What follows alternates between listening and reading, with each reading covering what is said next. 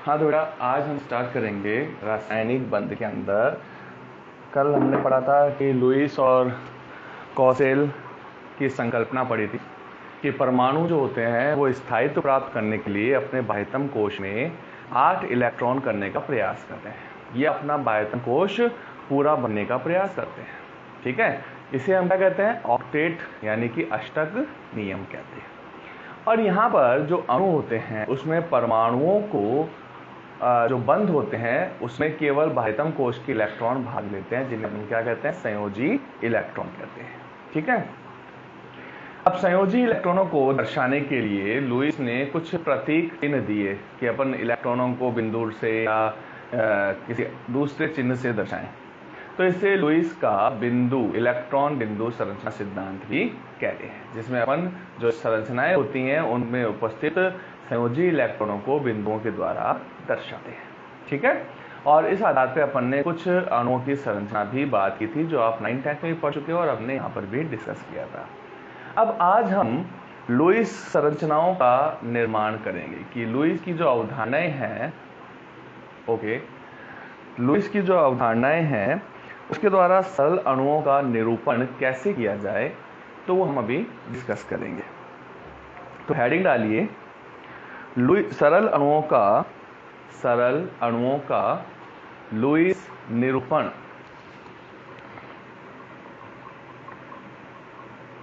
सरल अणुओं का लुईस निरूपण कि सरल अणु जो होते हैं उनकी लुईस संरचनाएं किस प्रकार से बनाई जाती हैं।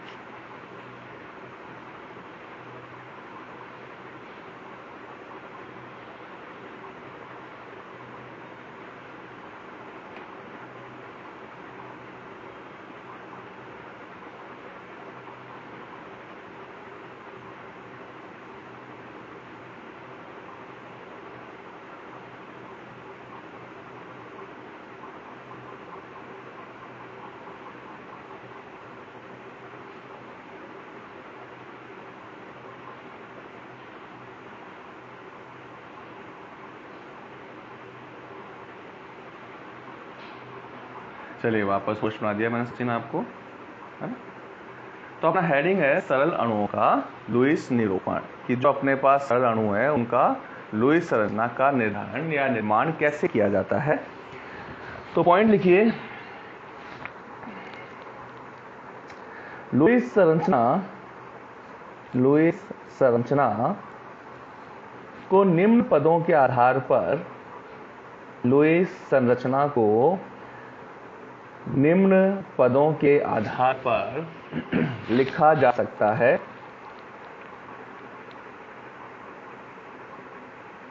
फर्स्ट पॉइंट, सर्वप्रथम अणु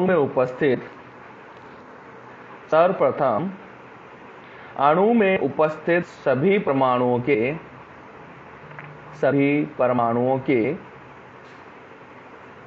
संयोजी इलेक्ट्रॉनों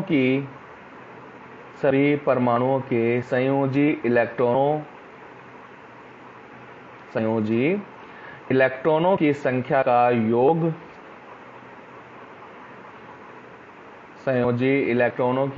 का योग कर लेते हैं।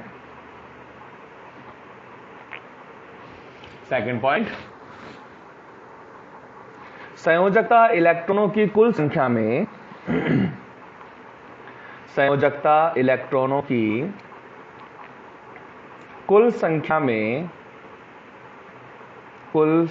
में ऋणायनों के लिए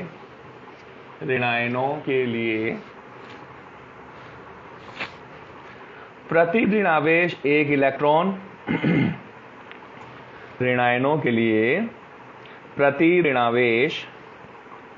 इलेक्ट्रॉन जबकि धनायनों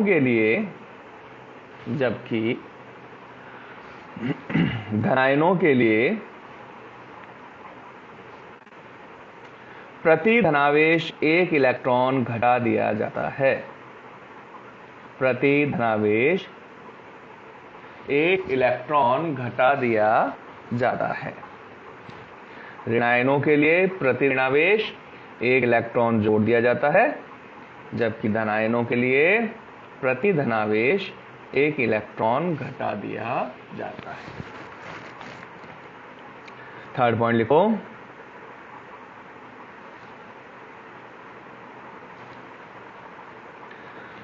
संयुक्त होने वाले परमाणुओं के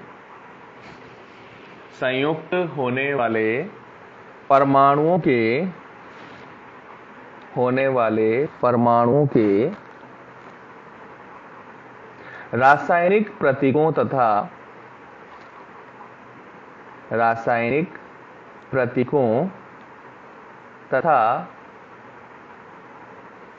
अणु की आधारभूत संरचना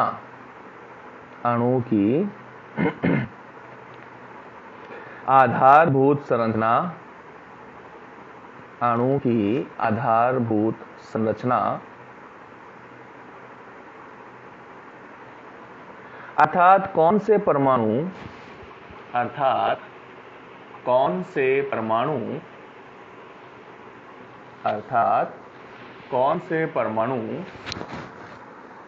किन परमाणुओं के साथ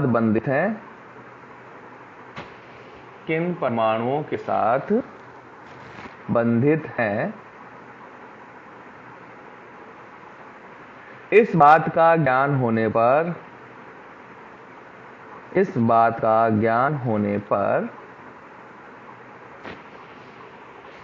परमाणुओं के बीच सभी इलेक्ट्रॉनों का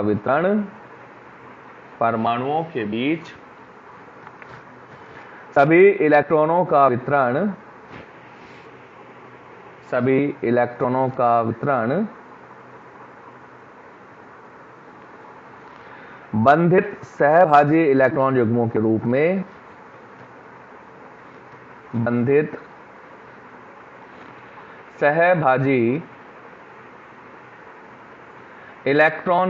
के रूप में इलेक्ट्रॉन युग्मों के रूप में तथा संपूर्ण आबंधों की संख्या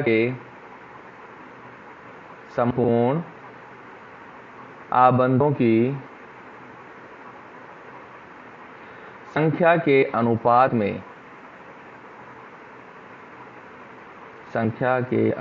में किया जाता है। फोर्थ पॉइंट, किसी सामान्य यौगिक के अणु में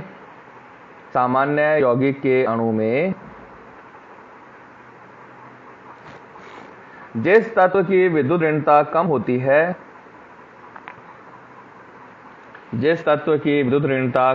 है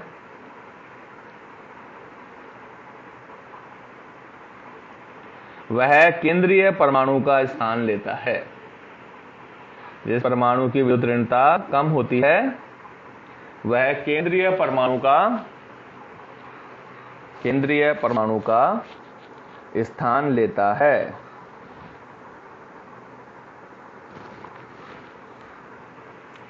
हाइड्रोजन व फ्लोरीन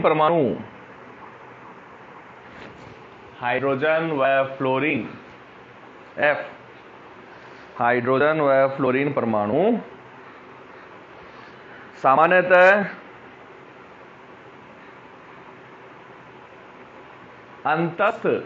अंतस्थ यानी किनारे पे टर्मिनल अंतस्थ स्थान प्राप्त करते हैं, यानी कभी भी केंद्रीय परमाणु के रूप में नहीं होंगे। कौन? हाइड्रोजन और फ्लोरीन।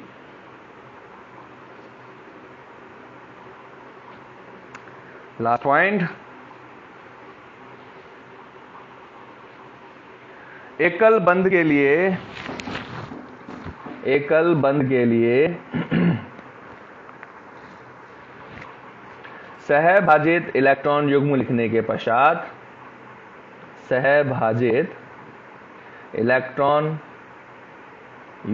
लिखने के पश्चात इलेक्ट्रॉन युग्मों का प्रयोग या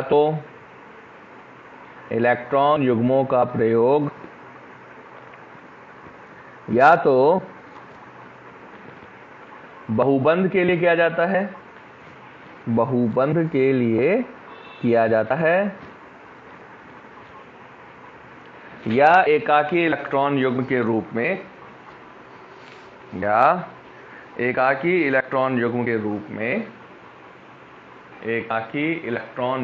रूप में करते हैं।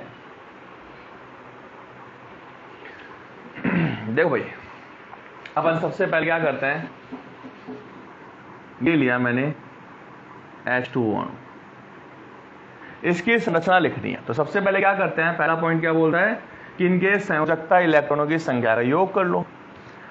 तो हाइड्रोजन के संयोजी कोश में केवल एक इलेक्ट्रॉन होता है, तो कितने परमाणु है, 2 इंटू 1, प्लस ऑक्सीजन के संयोजकता कोश में कितने इलेक्ट्रॉन होते हैं, 6 इलेक्ट्रॉन होते हैं। इलेक्ट्रॉनिक विन्यास लिख के देख लेना भाई, ऑक्सीजन का 8 होता है, 1s2 2s2 2p4। तो जो बाह्यतम कोश होता है उसको अपन बोलते हैं संयोजी कोश, उसमें जितने इलेक्ट्रॉन है वो लिखते हैं अपन। तो टोटल इलेक्ट्रॉन कितने हो गए, 8 इलेक्ट्रॉन हो गए। ठीक है, अब सामान्यतः क्या करते हैं अपन कि जो कम विद्युत ऋणी होता है उसको केंद्रीय परमाणु लेते हैं, लेकिन यहाँ पर कम विद्युत ऋणी हाइड्रोजन है, और हाइड्रोजन कभी केंद्रीय परमाणु के रूप में आ नहीं सकता। क्यों नहीं आ सकता, क्योंकि हाइड्रोजन की संयोजकता केवल 1 होती है, वो केवल एक का बंध बना सकता है, इसलिए। ठीक है, तो अपन ने इसकी संरचना लिखी इस तरह से, ये ऑक्सीजन आ गया, ये हाइड्रोजन आ गया, ये हाइड्रोजन आ गया। ठीक है, अब 8 इलेक्ट्रॉन है, वो 8 इलेक्ट्रॉन अपने को बनने हैं। तो सबसे पहले क्या होता है, इनके बीच में एकल बंध का निर्माण होता है। दोनों के बीच में एकल बंध हो गया, यहां भी दोनों के बीच में क्या हो गया, एकल बंध का निर्माण कर दिया। कितने इलेक्ट्रॉन काम आ गए, टोटल 4 थे, कितने 8 में से 4 इलेक्ट्रॉन तो काम आ गए, बाकी कितने बचे, 4 इलेक्ट्रॉन। तो जो बाकी इलेक्ट्रॉन युग्म, लास्ट में क्या लिखा अपन ने, पहले एकल बंध बनाते हैं, उसके बाद में जो इलेक्ट्रॉन बच जाते हैं वो या तो बहुबंध के काम आते हैं या एकाकी इलेक्ट्रॉन युग्म के रूप में। अब बहुबंध तो बन नहीं सकता यहाँ पर, क्योंकि हाइड्रोजन केवल एक ही बंध बना सकता है। ठीक है, तो बहुबंध का निर्माण तो संभव नहीं है। तो बाकी के इलेक्ट्रॉन जो है वो किस युग्म में रहते हैं, एकाकी इलेक्ट्रॉन युग्म के रूप में। ठीक है, यानी अलग रहते हैं, कोई बंध नहीं बनाते हैं, उनको बोलते हैं एकाकी, और युग्म के रूप में रहते हैं, इसे इलेक्ट्रॉन युग्म। तो 4 इलेक्ट्रॉन थे, वो 4 इलेक्ट्रॉन यहां पर ऐसे कैसे लिख दिए अपन ने, युग्म के रूप में, 1 2 3 4। ठीक है, हो गए 8 इलेक्ट्रॉन पूरे। देखो ऑक्सीजन का अष्टक पूरा हो गया क्या, 8 इलेक्ट्रॉन हो गए ऑक्सीजन के अंदर, अष्टक पूरा। हाइड्रोजन भी अपने निकटतम अक्रिय गैस का विन्यास ग्रहण कर लिया, ये देखो। ठीक है, तो बन गई H2O की संरचना, ये H2O की लुईस संरचना है। अब थोड़ा सा अपन स्टैंडर्ड बढ़ाते हैं इसके अंदर। मैंने क्या किया, अब इसके अंदर कार्बोनेट लिया, CO3 2-। अब CO3 2- में जो कार्बन है उसके संयोजी कोश में इलेक्ट्रॉन कितने होते हैं, 4। ऑक्सीजन कितने हैं, 3। संयोजी इलेक्ट्रॉन कितने होते हैं, 6। प्लस ऋणावेश अगर होता है तो जितना आवेश होगा उतने इलेक्ट्रॉन जोड़ते हैं। कितना ऋणावेश है, -2, तो यहां पर 2 इलेक्ट्रॉन और जोड़ दिए। तो टोटल अपने पास संयोजी इलेक्ट्रॉन कितने हो गए, 6 × 18, 18 + 2 कितने हो गए, 20, और 4 24 इलेक्ट्रॉन हो गए। ठीक है, अब बताओ इनमें निम्न विद्युत ऋणी परमाणु कौन सा है, कार्बन। कार्बन की विद्युत ऋणता ऑक्सीजन से कम होती है, तो कार्बन तो आ गया केंद्रीय परमाणु के रूप में, और बाकी ऑक्सीजन जो है वो इससे बंधित परमाणु के रूप में होंगे, इस तरीके से। ठीक है, अब ये 24 इलेक्ट्रॉन है, इन 24 इलेक्ट्रॉनों को वापस अपने को यहां पर पुनर्वितरण करना है, और इस तरीके से पुनर्वितरण करना है कि जहां तक संभव हो सके सबका अष्टक पूरा हो जाए। तो पहले सबके साथ क्या करना है, एकल बंध बनाना है। ये कार्बन ऑक्सीजन एकल बंध हो गया, कार्बन ऑक्सीजन एकल बंध हो गया, और ये कार्बन ऑक्सीजन एकल बंध हो गया, बन गया। अब कितने इलेक्ट्रॉन, 6 हुए, तो कितने बच गए अपने पास, 18। तो जो बाकी के इलेक्ट्रॉन है वो बहुबंध के और एकाकी इलेक्ट्रॉन के काम आते हैं। तो किसी भी एक ऑक्सीजन के साथ मैंने बहुबंध बना दिया, मान लो इसके साथ ही बना दिया, कार्बन ऑक्सीजन डबल बॉन्ड हो गया। अब इसके अलावा और किसी के साथ बहुबंध नहीं बन सकता। क्यों नहीं बन सकता भाई? क्योंकि कार्बन का अष्टक पूरा हो गया, कार्बन के पास तो 8 इलेक्ट्रॉन हो गए। अब वो किसी और के साथ बहुबंध का निर्माण नहीं कर सकता। नहीं कर सकता तो बाकी इलेक्ट्रॉन क्या आएंगे? इलेक्ट्रॉन युग्म के रूप में लिखना है अपने। तो देखो इस ऑक्सीजन के पास 1 2 3 4 4 इलेक्ट्रॉन गए, ये आ गया 5 6 7 8, इसका अष्टक पूरा।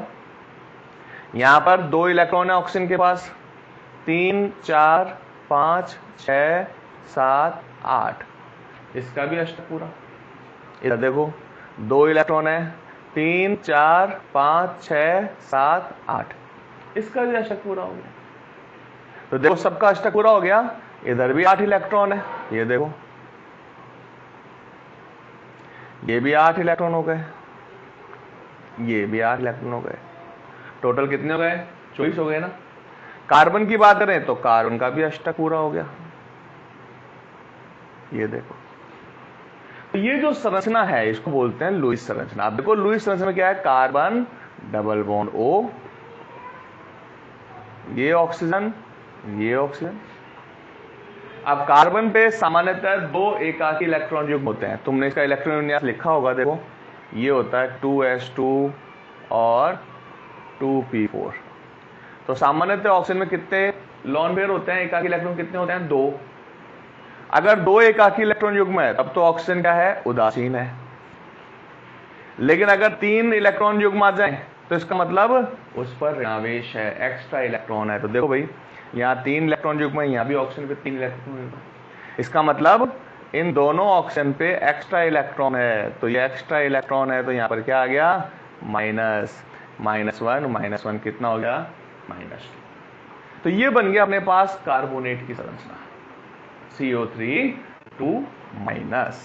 ठीक है। तो ये चीज ध्यान रखना भाई तुम लोग, एक तो कि सामान्यतः ऑक्सीजन जो होता है वो 2 बंध बनाता है, क्योंकि उसके पास 2 अयुग्मित इलेक्ट्रॉन है, और 2 क्या होते हैं उसके पास? एकाकी इलेक्ट्रॉन युग्म है। अगर ऑक्सीजन 3 बंध बनाएगा तो उस स्थिति में उसके पास केवल एक ही एकाकी इलेक्ट्रॉन युग्म होगा, और ऑक्सीजन पे क्या आ जाएगा? धनावेश। और अगर ऑक्सीजन जो है एक ही बंध बनाए तो उस पे 3 एकाकी इलेक्ट्रॉन युग्म आ जाते हैं। उस कंडीशन में ऑक्सीजन पर आ जाता है ऋणावेश। तो ऑक्सीजन अधिकतम कितने बंध बना सकता है? 3। सामान्यतः कितने बनाता है? 2, ठीक है। और कम से कम कितने बना सकता है? 1। ऐसे ही नाइट्रोजन होता है, नाइट्रोजन जो है वो 3 बंध बनाता है, और एक उसके पास एकाकी इलेक्ट्रॉन युग्म होता है सामान्यतः।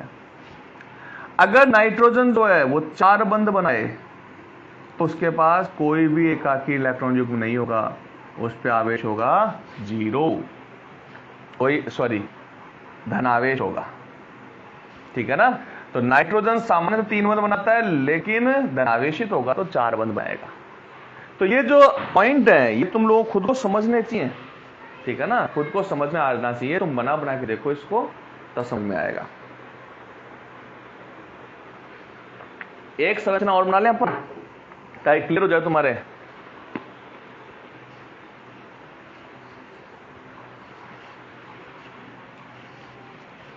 मैंने बनाया ओजोन,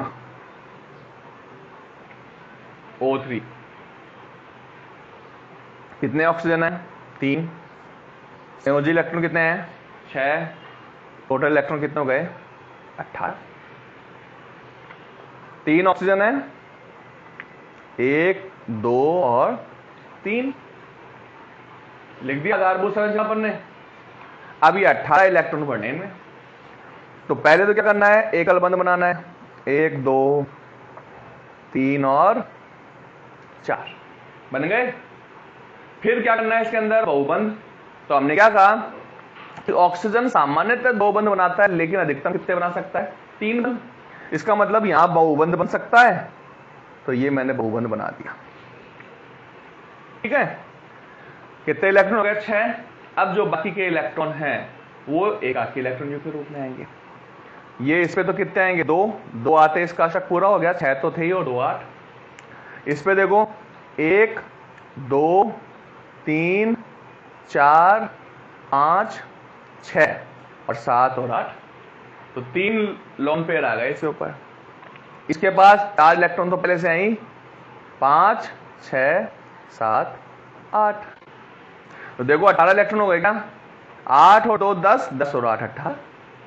तो ये जो ओजोन की संरचना बनी वो कैसे बनी, इस ऑक्सीजन के पास तो केवल एक ही लोन पेयर है, इसके पास 3 लोन पेयर है और इसके पास 2 लोन पेयर है। तो देखो सामान्यतः ऑक्सीजन पे 2 लोन पेयर है और 2 बंध बनाता है तो कोई आवेश नहीं है, 3 बंध बनाता है और 1 लोन पेयर है तो कौन सा आवेश आ गया, धनावेश, और 1 बंध बनाता है और 3 एकाकी इलेक्ट्रॉन युग्म है तो इस पे कौन सा आवेश आ गया, ऋणावेश। ठीक है, तो ये ओजोन की संरचना भी है अपने पास, सिंपल है।